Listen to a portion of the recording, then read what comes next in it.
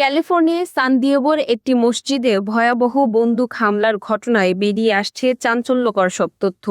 Police অন্যতম হামলাকারী হিসেবে ১৭ বছর বয়সী কেইন ক্লার্ককে চিহ্নিত করেছে, যে ম্যাডিসন হাই স্কুলের একজন সাবেক রেসলার।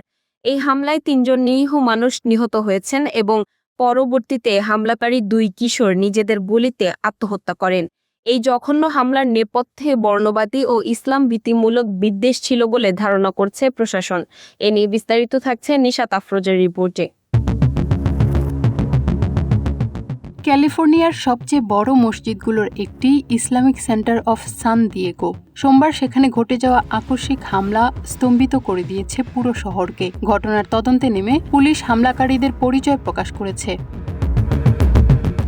তাদেরই একজন ১৭ বছর বয়সী কেইন ক্লার্ক, যে স্থানীয় মেডিসন হাই স্কুলের সিনিয়র শিক্ষার্থী এবং একজন সাবেক হাই স্কুল কুস্তিগির বা রেসলার ছিল। অনলাইন স্পোর্টস প্রোফাইল অনুযায়ী খেলাধুলায় যুক্ত থাকা এই কিশোর কিভাবে এমন উগ্রপন্থায় জড়িয়ে পড়ল তা নিয়ে তৈরি হয়েছে নানা প্রশ্ন। ক্লার্ক এবং তার সহযোগী ১৮ বছর বয়সী কেলেব ওয়াসকুয়েজ চোরাই আগ্নেয়াস্ত্র নিয়ে মসজিদের বাইরে অতর্কিত গুলি চালায়। এতে মসজিদের একজন নিরাপত্তা কর্মী ও ২ স্টাফ সহ মোট ৩ জন ঘটনাস্থলেই প্রাণ হারান।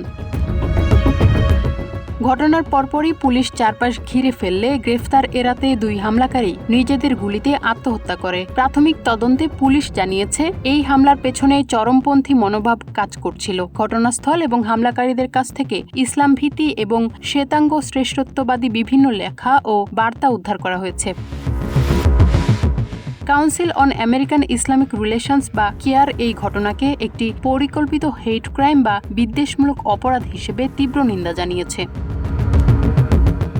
একটি শান্ত ও ক্রীড়ামুখী ব্যাকগ্রাউন্ড থেকে এসে কিভাবে কেইন ক্লার্ক এমন চরমপন্থী ও সহিংস হামলায় উদ্বুদ্ধ হলো তা খতিয়ে দেখতে ক্লার্কের অনলাইন কার্যক্রম এবং সামাজিক যোগাযোগ মাধ্যমের গতিবিধি নিবিড়ভাবে পরীক্ষা করছে এফবিআই ও স্থানীয় গোয়েন্দারা। নিশাত আফরোজ, আমেরিকা বাংলা।